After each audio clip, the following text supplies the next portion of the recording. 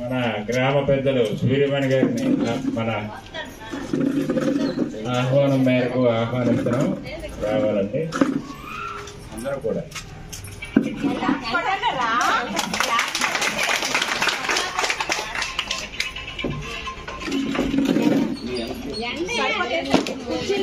మా కుర్చీలు వదిలేయమ్మా, కుర్చీలు వదిలేయండి.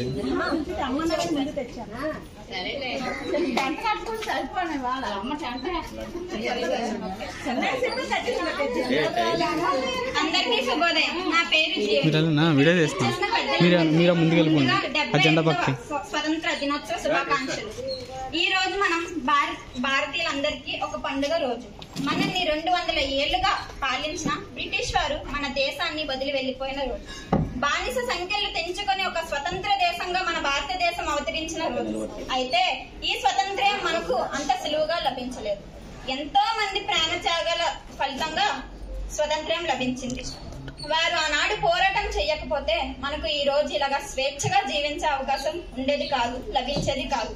ప్రపంచంలోనే అతిపెద్ద ప్రజాస్వామ్య దేశంగా భారతదేశం ఉంది. 1947లో ఇండియాకు స్వతంత్రం వచ్చింది.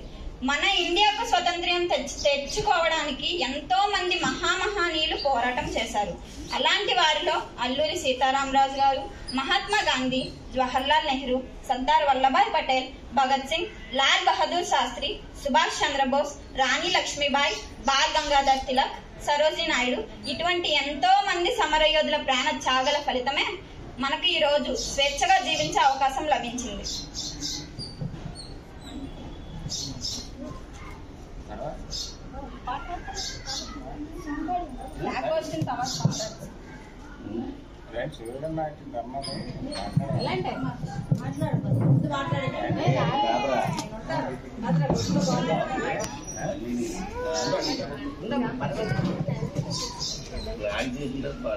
గారికి, సన్యాసరావు గారికి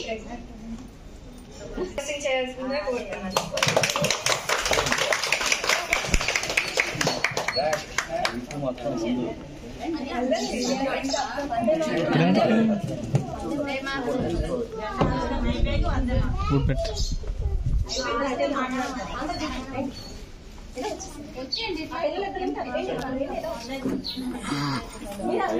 మీరు అడ్డే మీరు ఆ పక్క వెళ్ళండి, అక్కడికి వెళ్ళిపోండి. మీరు వస్తుందండి పిల్లల్ని కొద్దిగా కవర్ చేయాలి, పిల్లల్ని కవర్ చేయాలని పిల్లలు ఇటు పక్క రావాలి.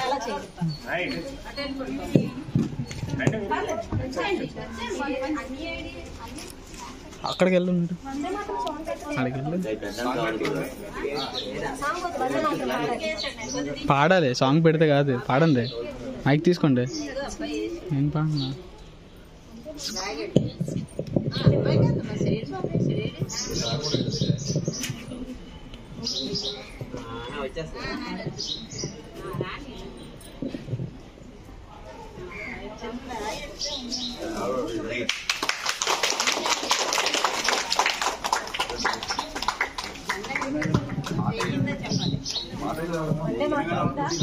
పాడండి, మీరే పాడాలి. పాడండి, ఇప్పుడే పాడండి.